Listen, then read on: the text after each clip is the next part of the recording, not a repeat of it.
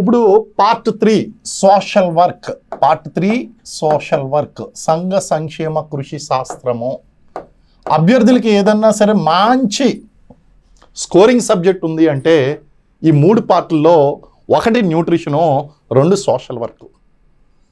Syllabus తక్కువ, direct questions, lightly కాన్సెప్చువల్గా ఉంటుంది.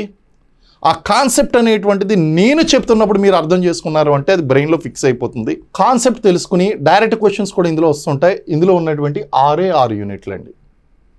అయితే మీరు ఒక విషయం తెలుసుకోవాలి, ఈ సిలబస్ని చదువుకున్నప్పుడు కొన్ని పదాలకు మీరు అర్థం తెలుసుకున్నట్లయితే, లైక్ ఇక్కడ ఏమంటాము అంటే ఏజెంట్ అని అంటాం. ఏజెంట్ అని అంటే సంఘ సంక్షేమ కృషి కార్యకర్త, సోషల్ వర్కర్. ఇది మీరు కంపల్సరీ తెలుసుకోవాలండి. ఈ సబ్జెక్ట్ తెలుసుకున్నప్పుడు మీరు ఈ టెర్మినాలజీకి అర్థం తెలుసుకుంటే కనుక అప్పుడు ఈ సిలబస్ని జాగ్రత్తగా అర్థం చేసుకుంటారు, అలాగే సబ్జెక్ట్ని బాగా అర్థం చేసుకుంటారు. Next client. క్లయింట్ అంటే సమస్యతో బాధపడుతున్నటువంటి వ్యక్తి, సమస్యను కలిగి ఉన్నటువంటి వ్యక్తి, సమస్యతో బాధపడుతున్నటువంటి వాడు, బాధపడుతున్న వ్యక్తి, పడుతున్నవారు క్లయింట్స్ అవుతారు. అలాగే మనకి డయాగ్నోసిస్ అంటారు. డయాగ్నోసిస్ అంటే సమస్య నిర్ధారణ. ఇదేంటి ఇక్కడ అన్ని మెడికల్ టెర్మినాలజీ యూజ్ చేస్తున్నారంటే అదే, ఈ పదాలు వింటున్నప్పుడు మీరు కన్ఫ్యూజ్ అవుతారు కాబట్టి ఫస్ట్ వీటికి మీనింగ్ తెలియాలి. డయాగ్నోసిస్ అంటే సమస్య ఏంటి అనేటువంటిది నిర్ధారించడం. ఎలా నిర్ధారిస్తారు? ఇంటర్వ్యూ. ఇంటర్వ్యూ ఇంటర్వ్యూ అంటే ఏంటి? ఇంటర్వ్యూ అంటే ఏంటి అంటే ఇంటరాక్ట్ అవ్వడం. ఎవరితోని? సమస్యతో బాధపడుతున్నటువంటి వ్యక్తిని ఏజెంట్, సోషల్ వర్క్ ఇంటరాక్ట్ అవుతాడు. ముఖాముఖిగా కొన్ని ప్రశ్నలు వేస్తాడు, లేదా ఒక క్వశ్చనీర్ ఇస్తాడు, లేదా గృహ వాతావరణంలో పరిశీలన చేస్తాడు. This interaction is called interview. ఇది డయాగ్నోసిస్కి ఉపయోగపడుతుందండి. నెక్స్ట్ ఏంటి అంటే ట్రీట్మెంట్. ట్రీట్మెంట్ అంటే ఈ సమస్యకి పరిష్కారం చూపించేటువంటి పరిష్కార ప్రణాళిక. పరిష్కార ప్రణాళిక, program planning is called treatment. అంటే agent, client, diagnosis and interview, treatment, ఇలాంటి పదాలు మీరు తెలుసుకున్నారంటే సోషల్ వర్క్లో ఎక్సలెంట్గా మీరు అర్థం చేసుకుంటారు. మీరు రండి, మన కోచింగ్కి రండి, మీకు నేర్పించేటువంటి బాధ్యత నాది. ఇంకా ఎవరేం చెప్పినా సరే అభ్యర్థి యొక్క ఫస్ట్ లక్షణం ఏంటి అంటే which is good for him or which is good for her. తనకి ఏది ప్రయోజనం కలుగుతుంది, ఎవరి దగ్గర ప్రయోజనం కలుగుతుంది, ఏ ఇన్స్టిట్యూట్లో ఎక్కువ బెనిఫిట్ జరుగుతుందని ఐడెంటిఫై చేయడంలోనే 50% సక్సెస్ అండి.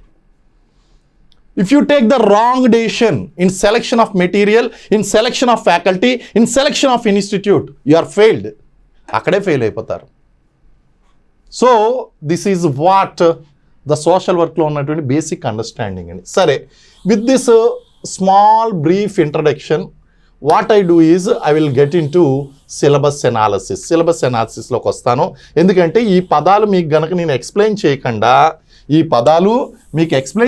నేను సిలబస్ డైరెక్ట్గా స్టార్ట్ చేశాను అంటే మీరు కన్ఫ్యూజన్లో పడిపోతారండి, అర్థం కాదు. సరే, ఇక్కడ వెరీ వెరీ ఇంపార్టెంట్ ఏంటి అంటే సంఘ సంక్షేమ కృషి నిర్వచనం ఏంటి? What is the definition of social work? Social వర్క్ని మేరీ రిచ్మండ్ కానీ, లేకపోతే మనకి గోర్డాన్ కానీ, లేకపోతే మనకి ఉన్నటువంటి యొక్క చూసారా, మార్నింగ్ నుంచి బుర్ర ఇంకా పనిచేయట్లేదు. ఇవన్నీ మీరు తీసేస్తారు కదా రమేష్.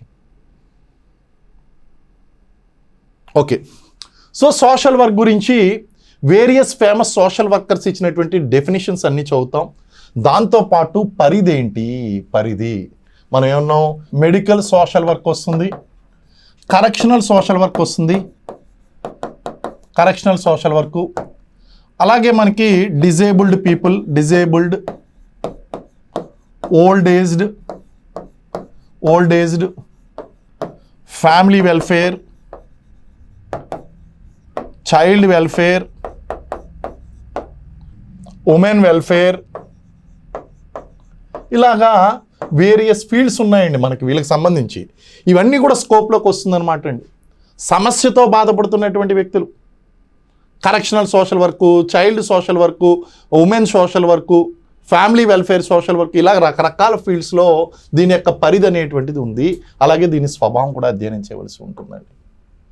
అలాగే ఈ ఫస్ట్ యూనిట్లో డెఫినెట్గా వచ్చేటువంటి క్వశ్చన్స్ అండి, కొన్ని టెర్మినాలజీస్ ఉంటాయి. ఆ టెర్మినాలజీస్ మీద మీకు క్వశ్చన్స్ అనేటువంటివి వస్తాయి. ఏంటా టెర్మినాలజీసు?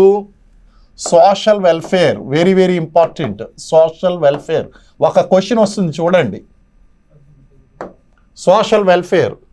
రెండోది సోషల్ సర్వీస్, సోషల్ సర్వీస్. మూడోది సోషల్ రిఫార్మ్, సోషల్ రిఫార్మ్. నాలుగోది సోషల్ యాక్షన్, సోషల్ యాక్షన్. అలాగే సోషల్ వర్క్, సోషల్ చేంజ్,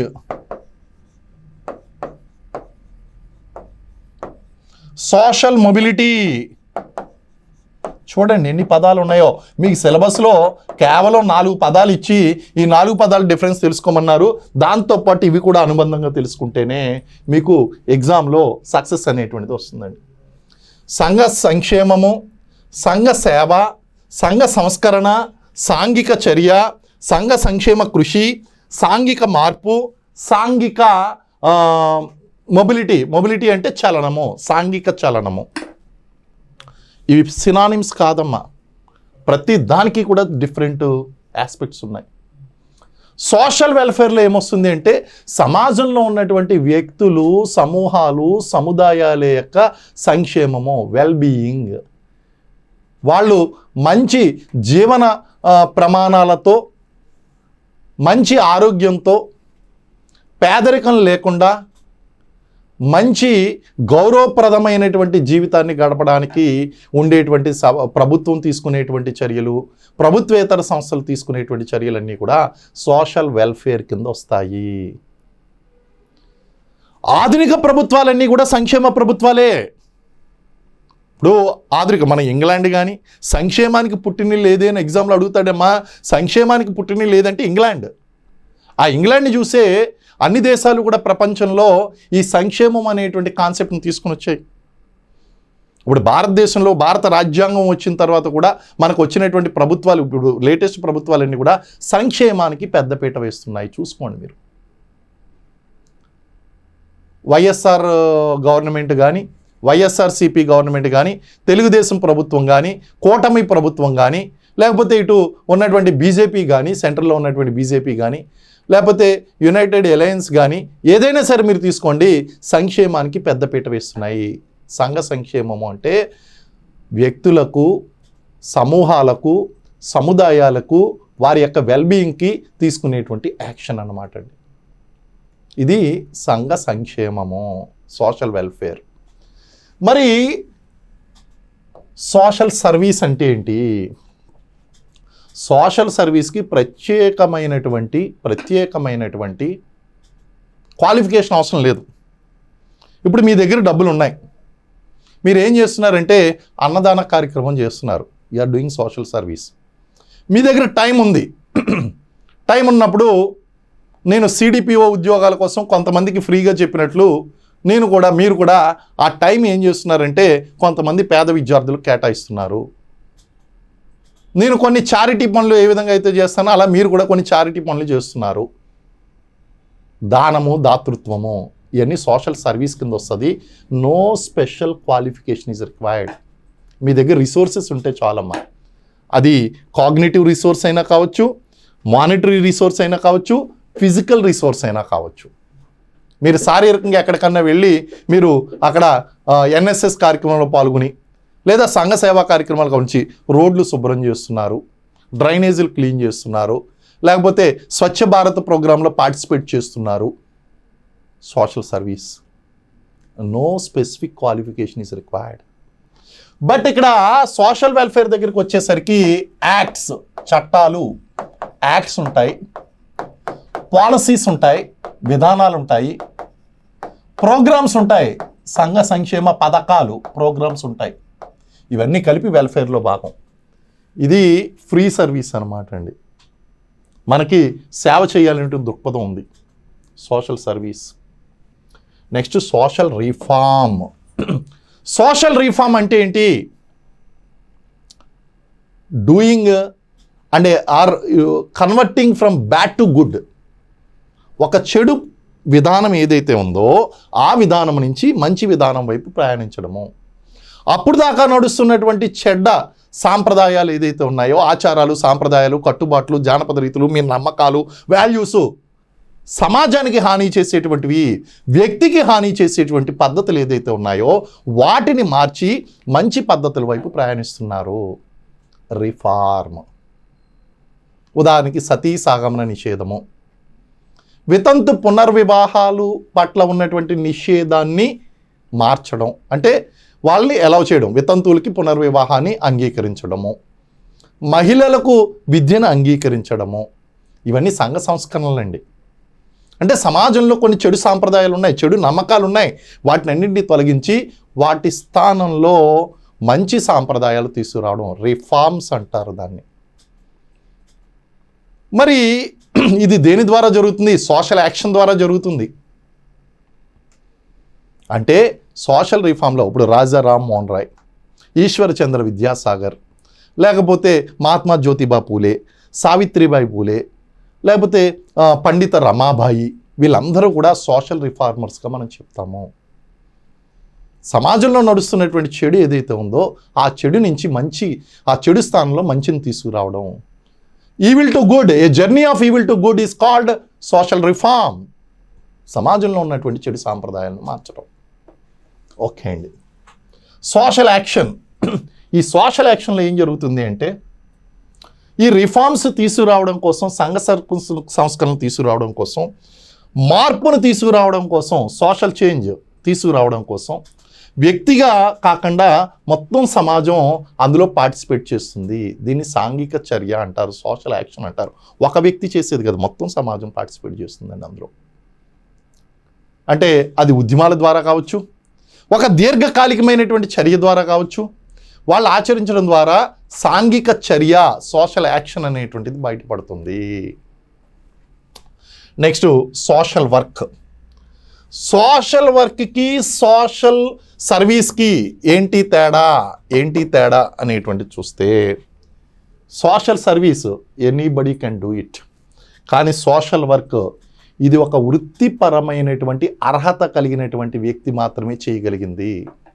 ఎవరు పడితే వాళ్ళు సోషల్ వర్క్ చెప్తాను, ఎవరు పడితే వాళ్ళు సోషల్ వర్క్ చేస్తాను అంటే యూ విల్ బి ఫెయిల్డ్.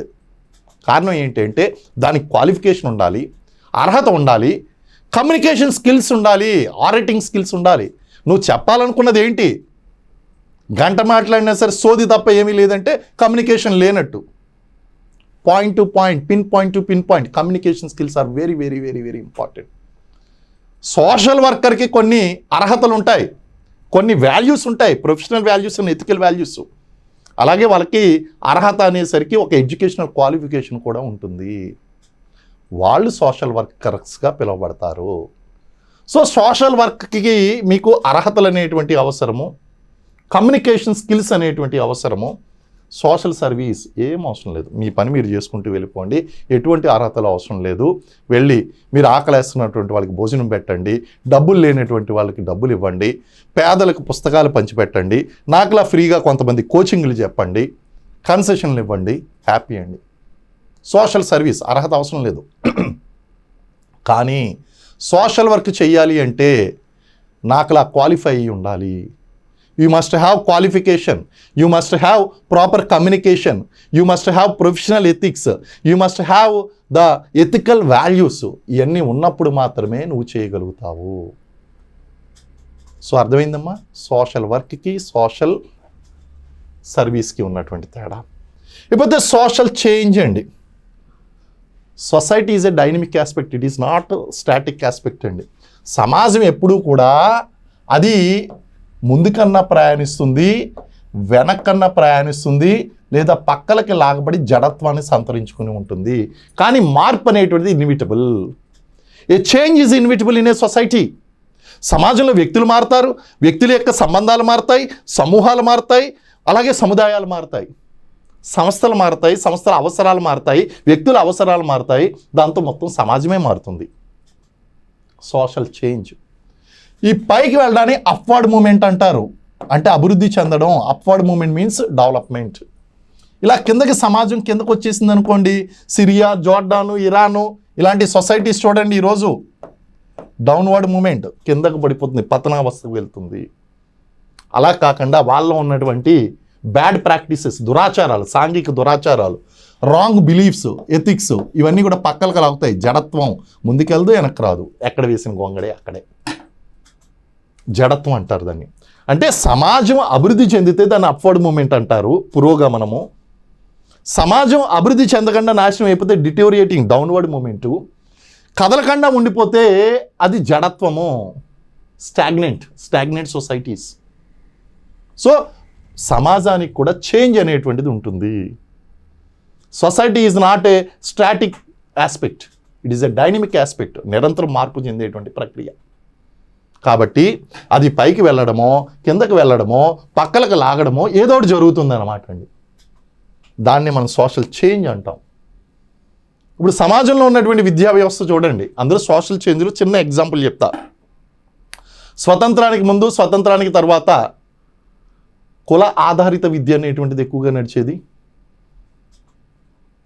ఈ కుల వృత్తులు అనేటువంటివి పొట్టకూటి కోసం అని చెప్పి ప్రతి ఒక్కరు కూడా కుల విద్యలను అభ్యసించేవారు. ఇప్పుడు మోడర్న్ ఎడ్యుకేషన్ సిస్టమ్ చూడండి, కులంతో సంబంధం లేకుండా, మతంతో సంబంధం లేకుండా ఏ కులం వారు ఏ వృత్తినైనా సరే స్వీకరిస్తున్నారు. డాక్టరు, లాయరు, ఇంజనీరు, లేకపోతే ఆర్టిఫిషియల్ ఇంటెలిజెన్స్లో ప్రొఫెషనల్, సాఫ్ట్వేర్ ఇంజనీర్సు, ఇవన్నీ కూడా చూడండి విద్యలో ఎంత చేంజ్ వచ్చిందో. So society is a dynamic aspect. వీటినే మనం మైన్యూట్గా చూస్తే ఒక విద్య విషయంలో చెప్పాను, ఓవరాల్ సొసైటీ కూడా మార్పు చెందింది. సో ఈ సోషల్ చేంజ్కి ఏజెంట్స్ ఉంటాయి, వాటిని కూడా అధ్యయనం చేయవలసి ఉంటుంది. అది సోషల్ చేంజ్. మొబిలిటీ కూడా మీకు చెప్పేశాను, పైకి కదలడం, కింద కదలడం మొబిలిటీ అంటాము. ఈ పదాలు తెలుసుకోవడం చాలా ఇంపార్టెంట్ అమ్మా. ఎలా పడితే అలా చదివేయడం, పుస్తకాలు చదివేసి ఓన్గా చదువుకుంటాను అనుకుంటే కనుక మంచిదే, ఐ ఎంకరేజ్. బట్ మీరు రీడింగ్ బిట్వీన్ ద లైన్స్ కనుక చదువుకోకపోయినట్లయితే ఇబ్బంది పడతారమ్మా. కాబట్టి ఈ ఫస్ట్ యూనిట్లో మీరు చదవలసినది ఏంటి అంటే ఈ అంశాలన్నీ కూడా స్టడీ చేయాలి. మీరు నా దగ్గరికి రండి, నేను ఖచ్చితంగా మీకు కోచింగ్ ఇస్తాను. ఆన్లైన్ బ్యాచ్లు ఉన్నాయి, ఆఫ్లైన్ బ్యాచ్లు ఉన్నాయి. ఇంకా వాళ్ళు ఏం చెప్పారు, వీళ్ళు ఏం చెప్పారని వాళ్ళు చెప్పినవి వీళ్ళు చెప్పినవి విన్నారంటే ఉద్యోగం వాళ్ళకి కాదు కావాల్సింది మీకు. మీరు తీసుకోవాలి ఆ డెసిషన్. ఎక్కడ మంచిదో తెలుసుకోకుండా ఆ తర్వాత తెలుసుకుని అరే సార్ నేను లాస్ట్ టైము పొరపాటు చేసేసాను అంటే ఒక 5 సంవత్సరాలు పోతుంది, 4 సంవత్సరాలు 3 సంవత్సరాలు పోతుంది. అది వృధా చేసుకోవడానికి సిద్ధంగా ఉన్నారంటే ఎక్కడైనా జాయిన్ అవ్వండి, నాకు అభ్యంతరం లేదు. కానీ సబ్జెక్ట్గా నేర్చుకుని ఉద్యోగం సాధించాలి అంటే ఈ సబ్జెక్ట్ ఖచ్చితంగా వినండి. ఆన్లైన్ క్లాసులు ఉన్నాయి, ఆఫ్లైన్ క్లాసులు ఉన్నాయి, ఆన్లైన్ కమ్ ఆఫ్లైన్ కూడా ఉన్నాయి. ఏదైనా సరే మీరు జాయిన్ కావచ్చు. ఓకే అమ్మా. నెక్స్ట్ మనకి సెకండ్ యూనిట్లో సోషల్ వర్క్లో ఏముంటుంది అంటే ఏ historical review of social work in India and abroad. మనకి ఈ సంఘ సంక్షేమ కృషి సోషల్ వర్క్ అనేటువంటిది ఎలా స్టార్ట్ అయ్యింది అన్నది చాలా ఇంపార్టెంట్ అండి. సోషల్ వర్క్ మనకి మన తత్వంలో ఉందండి, ఫిలాసఫీలో ఉంది. ఇప్పుడు హిందూ మతం తీసుకున్నారంటే చతుర్విధ పురుషార్థాలు అన్నారు, ఆశ్రమ ధర్మాలు అన్నారు, ధర్మము, దానము, దాన ధర్మాలు ఇలాంటివన్నీ కూడా మన యొక్క మతంలో ఉన్నాయి. కానీ అది ఒక ప్రత్యేకమైనటువంటి అర్హత కలిగినటువంటి విద్యగా లేదు సోషల్ వర్క్. ఎప్పుడైతే 1936 సంవత్సరంలో 1936లో sir Dorabji Tata graduate school of social work అనేటువంటి ఆ సంస్థను స్థాపించారో ముంబైలో, ప్రస్తుతం దాన్ని టాటా ఇన్స్టిట్యూట్ ఆఫ్ సోషల్ సైన్సెస్గా పిలుస్తున్నాం. సో అది ఎప్పుడైతే స్థాపన జరిగిందో భారతదేశంలో ఈ సంఘ సంక్షేమ కృషి సోషల్ వర్క్ అనేటువంటిది అఫీషియల్గా బోధించడం అనేటువంటి స్టార్ట్ అయిందనమాట అండి. దీనికి మళ్ళీ బ్యాక్గ్రౌండ్ ఉంది. అలాగే మనకి అమెరికాలో చూస్తే కనుక జేన్ యాడమ్స్ స్టార్ట్ చేసినటువంటి ఉద్యమాలు హల్ హౌస్, అలాగే బ్రిటన్లో స్టార్ట్ చేసినటువంటి ఉద్యమాలు టోయిన్బీ హాల్స్, ఇలాగా మనకి ఈ ఉద్యమాలు ఉన్నాయి కదా, ఈ ఉద్యమాలన్నీ కూడా మనం చదువుతాం. మేరీ రిచ్మండ్ యొక్క కృషి, జేన్ యాడమ్స్ యొక్క కృషి, టోయిన్బీ హాల్స్ యొక్క కంట్రిబ్యూషను, చారిటీ సోషల్ ఆర్గనైజేషన్ యొక్క కంట్రిబ్యూషను, ఇవన్నీ కూడా ఎలా డెవలప్ అయినాయి, అమెరికాలో ఎలా డెవలప్ అయింది. అలాగే ఎలిజబెత్ స్పూర్లాకి దీనికి ఏంటి సంబంధం, బ్రిటన్లో వచ్చినటువంటి ఎలిజబెత్ స్పూర్లా ఏదైతే ఉందో అది అమెరికాలో ఏ విధంగా ఇంపాక్ట్ చూపించింది, వీటినన్నింటినీ కూడా మనం హిస్టారికల్ రివ్యూ ఆఫ్ సోషల్ వర్క్లో చదువుకుంటాం. The philosophy of social work and it's relationship with the change in Indian culture. నేను చెప్పాను, ఇప్పుడు మీరు చూడండి, మనకి ఏన్షియంట్ ఇండియాలో కనుక చూస్తే హిందూ కల్చర్, హిందూయిజంలో కనుక మీరు చూస్తే హిందూయిజంలో మనకి ఈ తత్వం, ఈ ఫిలాసఫీ అనేటువంటిది ఎలా కనిపిస్తుందంటే ఆశ్రమ ధర్మాలు. మనకి హిందూ మతంలో ఆశ్రమ ధర్మాలు ఉంటాయి. 4 ఆశ్రమాలు ఏంటండి, అది బ్రహ్మచర్యం, రెండోది గృహస్థం, మూడోది వానప్రస్థం, నాలుగోది సన్యాసం. ఈ 4. అలాగే మనకి పురుషార్థాలు ఉన్నాయి. పురుషార్థాలు 4. పురుషార్థాలు 4. పురుషార్థాలు చూడండి, ధర్మం, అర్థం, కామం, మోక్షం. ఎవరైతే ధర్మబద్ధంగా అర్థాన్ని కామాన్ని సాధిస్తారో వాళ్ళకి మోక్షం వస్తుంది అని చెప్తుంది. ఈ ఫిలాసఫీ, సోషల్ వర్క్ ఫిలాసఫీ అనేటువంటిది ఇందులోనే నిక్షిప్తమై ఉంది. There is no specialised subject over there. పరోపకారం ఇదం శరీరం అన్నారు. అంటే ఈ శరీరం మానవ సేవయే మాధవ సేవ అని చెప్పడం కోసం, నువ్వు ఎక్కడో దేవుడికి సేవ చేయవలసినటువంటి అవసరం లేదు, కష్టంలో ఉన్నటువంటి వ్యక్తికి సహాయం చెయ్యి అని మన హిందూ మతం బోధించింది. మానవ సేవయే మాధవ సేవ. మరి ఇక్కడ సోషల్ వర్క్లో మనం ఏం చేస్తున్నాం, సమస్యతో బాధపడుతున్నటువంటి వ్యక్తికి ఈ సోషల్ వర్కరు సహాయం చేస్తున్నాడు. చూసారా, మన ఫిలాసఫీలోనే ఉంది, హిందూ ఫిలాసఫీలో. అలాగే ధర్మాలను పాటించడము, ఎవరి డ్యూటీ వాళ్ళు చేయడము, ఆశ్రమ ధర్మాలను పాటించడము, ఇవన్నీ కూడా మనకి హిందూ ఫిలాసఫీలో కనిపిస్తుంది. సరే, ఒక హిందూయిజంలోనే వేరే మతాల్లో లేవా? సరే, మధ్యయుగంలో వచ్చినటువంటి ఈ ఇస్లాంలో, మధ్యయుగంలో మనకి మహమ్మద్ బిన్ కాసిం దండయాత్రల్లోకి మనకి ఏం జరిగింది అంటే ఈ భారతదేశంలోకి ఇస్లాం అనేటువంటిది ప్రవేశించిందండి. మరి ఇస్లాం మతంలో కనుక చూసుకున్నట్లయితే 5 పిల్లర్స్ ఆఫ్ ఇస్లాం చూసుకోండి. 5 పిల్లర్స్ ఆఫ్ ఇస్లాం అంటాం. ఏంటది? ఒకటి కల్మా అంటే అల్లా యందు విశ్వాసం కలిగి ఉండడం.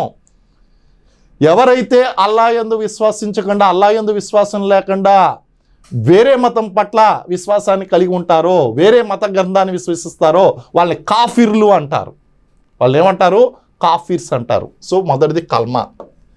రెండోది నమాజ్ ఈజ్ రెండో పిల్లరు. రోజుకి 5 నమాజులు చేయాలి ప్రతి ముస్లిం కూడా. ఫజర్, జుహర్, అసర్, మగరిబ్, ఈషా లేదా ఐషా. సూర్యోదయానికి ముందు, సూర్యోదయం తర్వాత, మెట్ట మధ్యాహ్నము, సూర్యాస్తమయం, రాత్రి అనేటువంటి 5 నమాజులు చేయాలి. Pillar number 2. పిల్లర్ నెంబర్ 3 రోజా.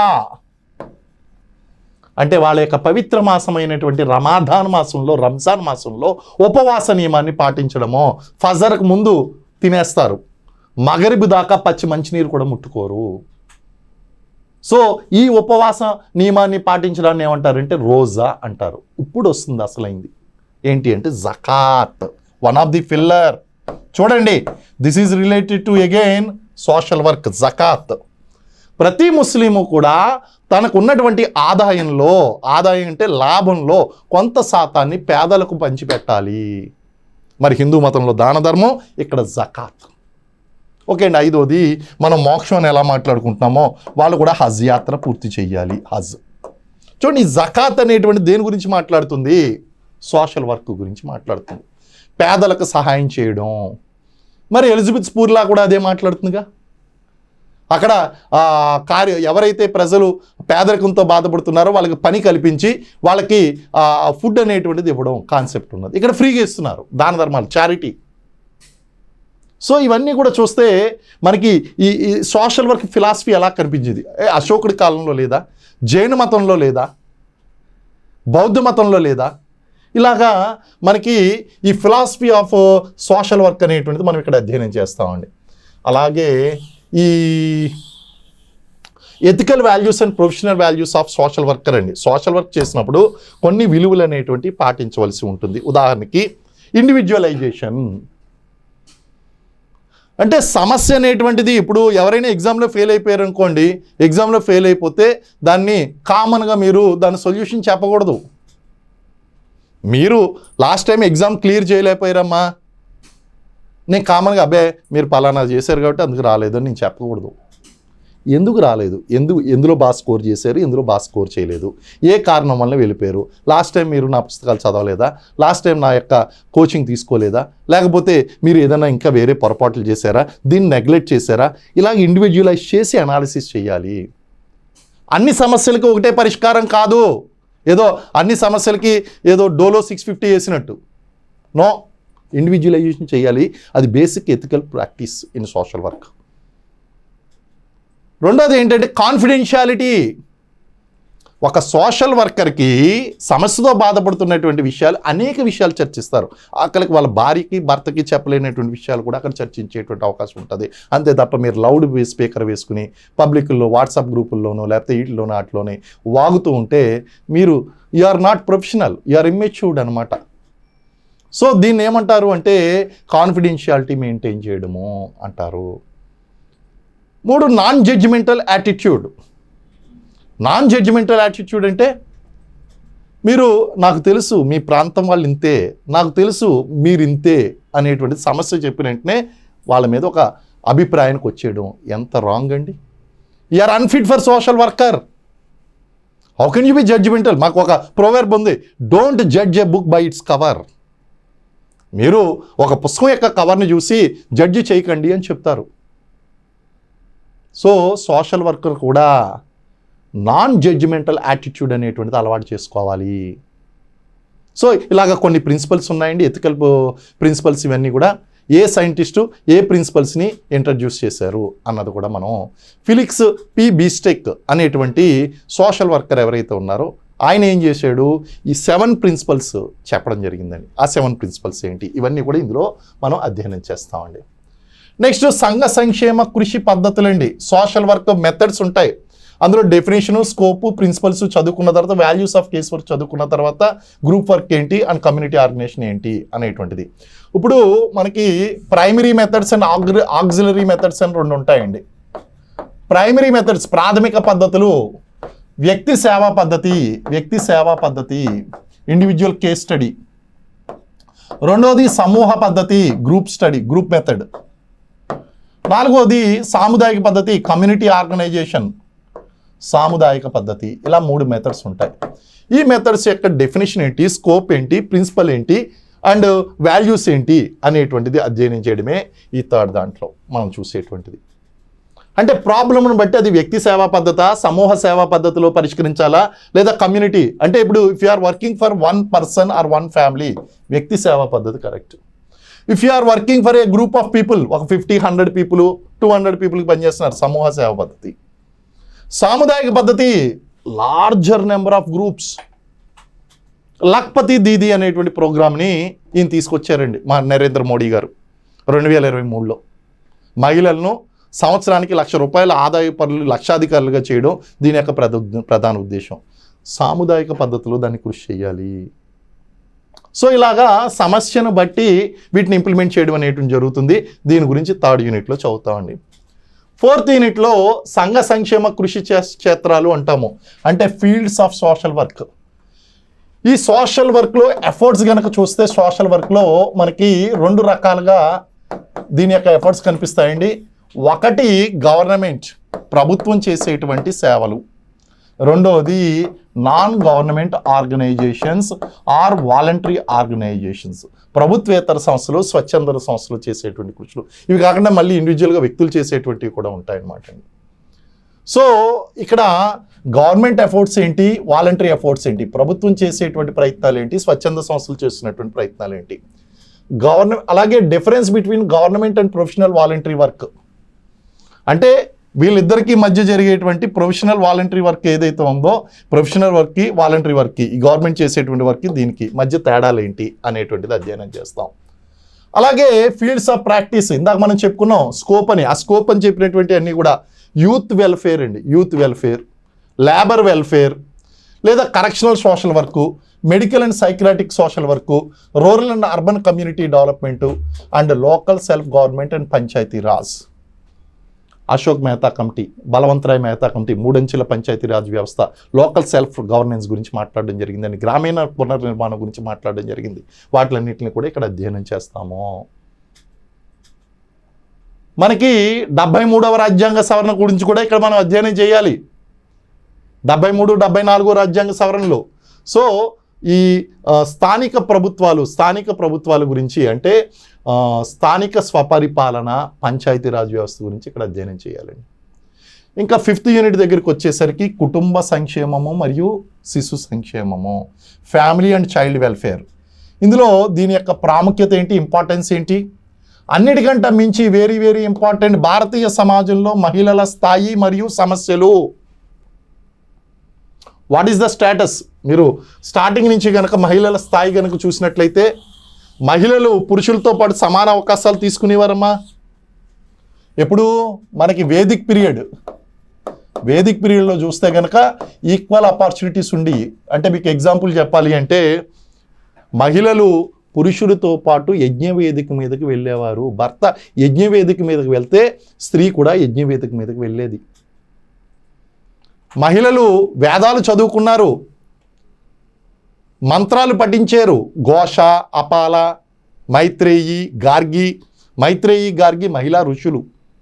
సో ఇలాగా పురుషులతో పాటు వాళ్ళు ఈక్వల్ ఆపర్చునిటీస్ తీసుకున్నారు. వేదాలు నేర్చుకున్నటువంటి వాళ్ళని బ్రహ్మవాదినులు అన్నారు. బ్రహ్మవాదినులు ఉండేవారు. వీళ్ళు వేదాలు నేర్చుకుని డిబేట్స్ చేసేవారు. అలాగే మంత్రాలు నేర్చుకునేటువంటి వాళ్ళని మంత్రదష్టలు అన్నారు. మంత్రాలు నేర్చుకునేటువంటి వాళ్ళని మంత్రదష్టలు అని చెప్పడం జరిగింది. మహిళా ఋషులు ఉండేవారు, అంటే ఈక్వల్ ఆపర్చునిటీస్. మహిళలకు బాల్య వివాహాల గురించి కానీ, ఆస్తి హక్కు లేదని కానీ ఏ ప్రాబ్లము లేదు తొలి వేద కాలంలో. మలి వేద కాలం దగ్గరికి వచ్చేసరికి పుత్రుడు లేనటువంటి వాళ్ళు పున్నామి నరకానికి చేరుకుంటారు అనేటువంటి భావన వచ్చేసింది. అంటే male successors are important than female successors. అంటే పురుష వారసులు చాలా ఇంపార్టెంట్, కొడుకు చాలా ఇంపార్టెంట్ కూతురి కన్నా అనేటువంటి భావన వచ్చింది. కొంచెం స్టేటస్ దిగిందండి. సరే, ఓవరాల్గా ఏన్షియంట్ పీరియడ్లో బాగానే ఉంది. మధ్యయుగం దగ్గరికి వచ్చేసరికి చూసుకోండి. మధ్యయుగం దగ్గరికి వచ్చేసరికి మనకి గుప్తుల కాలం, అంటే ఏన్షియంట్ పీరియడ్లోనే చూసుకోండి. గుప్తుల కాలంలో వరకట్న సమస్య ఎక్కువగా ఉండేది. మధ్యయుగంలో ముస్లింలు ఎప్పుడైతే ఇస్లాం మతం భారతీయ సమాజంలో ప్రవేశించిందో, ఇస్లాంలో ఉన్నటువంటి బుర్కా మనకి పరదా రూపంలో వచ్చింది. బహుభార్యత్వం కూడా బాగానే అమల్లోకి వచ్చింది. మహిళల మీద నేరాలు అనేటువంటివి బాగా పెరిగినాయి. ఇవన్నీ కూడా రకరకాలైనటువంటి సమస్యలు అనేటువంటివి వచ్చాయి మధ్యయుగంలో. బ్రిటిష్ వారి కాలం దగ్గరికి వచ్చేసరికి ఆధునిక భారతదేశంలో పొయ్యి మీద ఉన్నటువంటి పరిస్థితి పొయ్యిలో పడినట్టు అయ్యింది. అంటే అప్పటి వరకు నడుస్తున్నటువంటి ఇవన్నీ కూడా అలవాట్లన్నీ ఆచారాలుగా మారిపోయినాయి. వితంతువులకి పునర్వివాహం చేసుకోవడానికి అర్హత లేకపోవడం కారణం ఏంటంటే, దీనికి కారణం మనువు అండి. మనువు రాసినటువంటి మనుస్మృతిలో వివాహానికి అర్హత ఏంటంటే కన్యలకు మాత్రమే కన్యాదానానికి అర్హత ఉంది అన్నారు. మరి ఆల్రెడీ భర్త చనిపోయి వివాహం చేసుకున్న ఆమె కన్య కాదు, కాబట్టి ఆమెకి కన్యాదానానికి అర్హత లేదు అని చెప్పి వితంతువుల మీద ఆ యొక్క నిషేధం అనేటువంటిది, పునర్వివాహానికి నిషేధం అనేటువంటి పెట్టేశారు. మరి దాంతోపాటు వీళ్ళు ఎక్కడైనా పొరపాటున వివాహం చేసుకుంటారేమో, చేసుకుంటే ధర్మం మంట కలిసిపోతుంది అని చెప్పి ఏం చేశారు, ఆ స్త్రీని అందవిహీనరాలుగా చేయడం కోసం తెల్లచీర కట్టారు, అలంకరణ తీసేశారు, శిరోముండనం చేయించారు. ద ట్రాన్స్ఫ్యూటెడ్ ద కంప్లీట్ హెయిర్, గుండు చేయించారు, అందవిహీనంగా తయారు చేశారు. అయినప్పటికీ కూడా ఎవరైనా సరే మళ్ళీ జాలిపడి వాళ్ళని వివాహం చేసుకుంటారేమో అని చెప్పి సమాజంలో ఒక మూఢనమ్మకాన్ని ప్రవేశపెట్టారు. చిచ్చి పొద్దున్న ఎవరి మొహం చూసాం పక్కకు పోండి అని చెప్పేసి వాళ్ళ మీద రకరకాలైనటువంటి విధంగా వెలివేసేసారండి. ఎంత జరిగినా సరే మళ్ళీ పొరపాటున వివాహం చేసుకుంటారేమో అని చెప్పి భర్తతో పాటు వాళ్ళని తగలబెట్టేసేయండి. సతీ సాగమనము. రాజపుత్రుల కాలంలో జౌహార్ పద్ధతి నడిచేది మధ్యయుగంలో. రాజపుత్ర స్త్రీలు ఏం చేశారంటే సామూహికంగా ఆ యొక్క అగ్నిలో దూకి ఆత్మహత్యలు చేసుకునేవారు. భర్త చనిపోకముందు కాదు, యుద్ధానికి వెళ్ళే కంటే ముందే. జౌహార్ పద్ధతి అనేవాళ్ళం. ఇలా రకరకాలైనటువంటి సమస్యలు స్త్రీలను బాధించేవి. మహిళల పరిస్థితి చాలా దిగజారిపోయిందండి. మరి ఆధునిక కాలంలో అనేక చట్టాలు వచ్చినాయండి. Domestic violence act 2005, POCSO act 2012, and పని స్థలాల్లో మహిళలను లైంగికంగా వేధించి నుంచి కాపాడేటువంటి చట్టం 2013.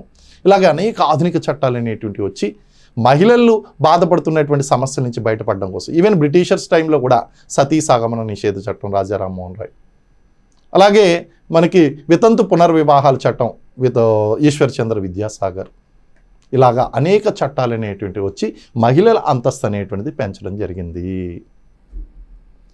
సో ఇవన్నీ కూడా మనం అధ్యయనం చేస్తామండి. ఇవన్నీ కూడా ఇవన్నీ ఇక్కడ వస్తాయండి. దాంతోపాటు వివాహం గురించి, వరకట్నం, వారసత్వం మరియు మహిళల భరణానికి సంబంధించిన ప్రత్యేక చట్టాలు వీటినన్నింటినీ అధ్యయనం చేస్తాము.